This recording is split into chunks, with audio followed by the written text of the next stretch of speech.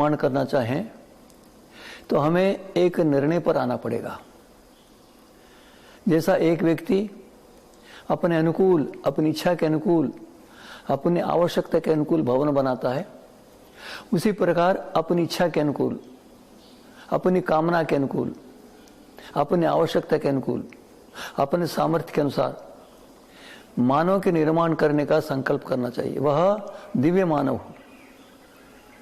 कोई भी व्यक्ति चाहे कम से कम योग्यता वाला हो, कोई भी चिंता करने की आवश्यकता नहीं। जिसका जितना सामर्थ्य है उस सामर्थ्य से वो आगे बढ़ सकता है। अत्यंत निम्न स्तर पर जिनका जीवन हो उनको भी निराश होने की आवश्यकता नहीं है। वो भी महान पुरुष का निर्माण कर सकते हैं। पहले वो एक जिस प्रकार के मानव का निर्माण करना चाहते हैं उसके स्वरूप का चिंतन करें, उसके स्वरूप का निर्णय करें। मैंने इसके लिए 50 उदाहरण दिए। संसार के प्रवाह में पड़कर बहने वाले नहीं, अपितु संसार के प्रवाह को बदलकर जैसा वो चाहते हैं वैसे बना सके, निर्माण कर सके, ऐसे व्यक्तियों के उदाहरण दिए। विश्व प्रसिद्ध और विलक्षण प्रतिभा संपन्न महान क्रांतिकारी, महान तड़प वाले, महान निर्माता, महान मानव, इस प्रकार के महापुरुषों के जीवन का मैंने संकलन करके कथन किया। उनको दृष्टि में रखकर उस प्रकार उनसे अतिरिक्त और विशिष्ट गुणों से युक्त व्यक्ति का निर्माण करना चाहे, उस प्रकार के गुणों का उसमें आधान करके, कल्पना करके एक चित्र बना ले, मानसिक चित्र। जैसा कोई एक व्यक्ति भवन बनाना चाहता है तो शिल्पी से उस भवन के विषय में प्रारूप बनाकर देने के लिए कहता। वो भिन्न भिन्न रेखाओं के माध्यम से, रेखाओं के आधार पर एक कल्पित भवन का निर्माण करके उसको दे देता, उसमें रंग भर देता। वो चित्र ऐसा दिखता है जैसे कि भवन बन गया। इसी प्रकार माता पिता किस प्रकार के महान पुरुष का निर्माण करना चाहते हैं, उस प्रकार के महान पुरुष की रूपरेखा अपने मन में निश्चय करके रखें और उस महान पुरुष के निर्माण के लिए आवश्यक उपायों का अनुसरण करें।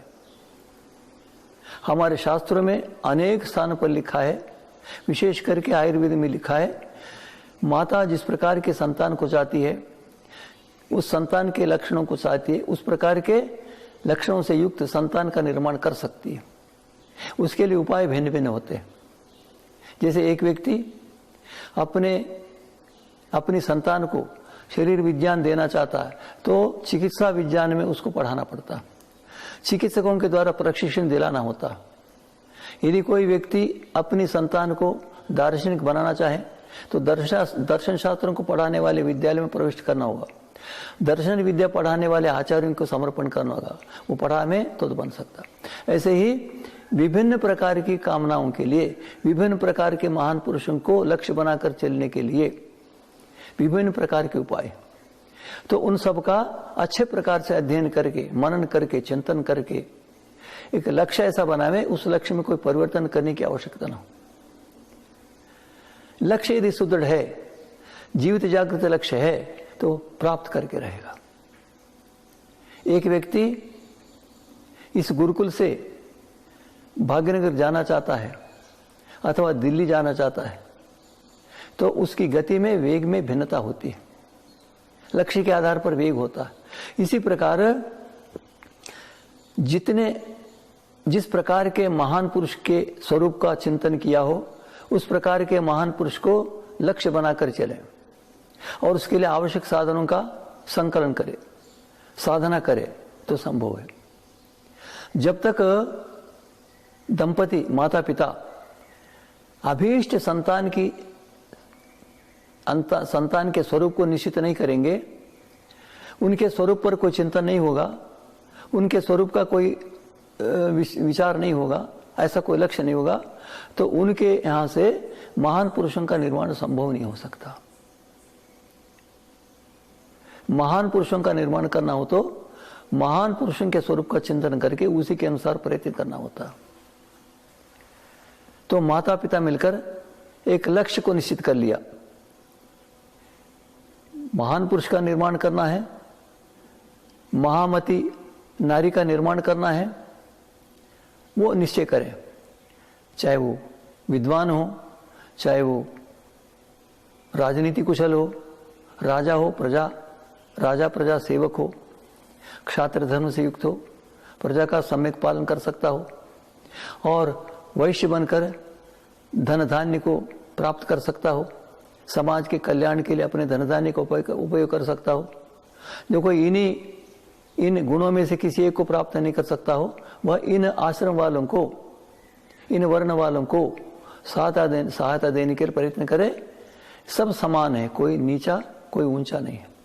इस प्रकार माता पिता संकल्प करें किस प्रकार के संतान का निर्माण करना। यह बहुत बड़ा काम है। इसीलिए बड़ा है कि जिस प्रकार के संतान का निर्माण करना चाहेंगे उस प्रकार के साधनों का संकलन करना पड़ता है। सबसे पहले स्वयं ही साधन है। वो स्वयं ही ऐसे महान पुरुष को बनाने के लिए आवश्यक महान सामर्थ्य है क्या, आत्मबल है क्या, आत्मविश्वास है क्या, आत्म सामर्थ्य है क्या, आत्मचिंतन है क्या और साधना का सामर्थ्य है क्या, इतना तप और त्याग करने का सामर्थ्य है क्या, इनका विचार करना प्रारंभ हो जाता। और उतने महान लक्ष्य के लिए अपने जीवन में अपने को जिस प्रकार का साधन बनाना चाहिए उस प्रकार के साधन बनाने के लिए प्रयत्न करेंगे। एक घास को काटकर बेचकर उन पैसों से पेट भरने वाले दंपति हो, माता पिता हो, युवती युवक हो, वो संसार को प्रभावित करने वाले धर्मात्मा, विद्वान, सदाचारी महामानव का निर्माण करना चाहें तो पहले उस महान मानव के माता पिता बनने योग्य, माता पिता कहलवाने योग्य सामर्थ्य उनमें उत्पन्न करना पड़ेगा। एक व्यक्ति इस देश का प्रधानमंत्री बनना चाहे तो प्रधानमंत्री बनने योग्य सामर्थ्य, धैर्य, उत्साह आदि सब हों तो बना सकता, नहीं तो नहीं। इसी प्रकार ऐसे महान पुरुष का जो सारे संसार को प्रभावित कर सके उसका निर्माण करना चाहे तो उस महान पुरुष के निर्माण करने में सक्षम आत्मविश्वास, आत्म साधना, आत्मबल है क्या? है तो ठीक है, नहीं तो निर्माण करो। यह बहुत बड़ी साधना है माता पिता का। इस साधना में अपने आप को वो खो जाएंगे, अपनी साधना में लीन हो जाएंगे। संसार उनको नहीं जान सकता होगा, किंतु जब उनके द्वारा महान संतान सामने आने पर हर कोई प्रभावित होता, हर कोई प्रसन्न होता, हर कोई प्रशंसा करता है। इसीलिए माता पिता अपने लक्ष्य संतान के स्वरूप का निर्णय करें, उससे उनमें उस प्रकार के महान पुरुषों को निर्माण करने का उनके माता पिता अथवा उनके रचयिता, उनके निर्माता बनने का भाव आता है, आत्म बल आता है, आत्मविश्वास आता है। उसके पश्चात उसके लिए अनुकूल साधनों का संकलन करते हैं। उसके लिए आवश्यक साधनों का संकलन करने में लक्ष्य के अनुसार ही प्रयत्न होता है और लक्ष्य के अनुसार प्रयत्न होने पर प्रयत्नों के अनुसार साधन संपन्न हो जाते हैं। इस प्रकार महान परिश्रम करने के लिए साधनों का संकलन करते हैं। साधनों का संकलन करके साध्य को सिद्ध करते हैं।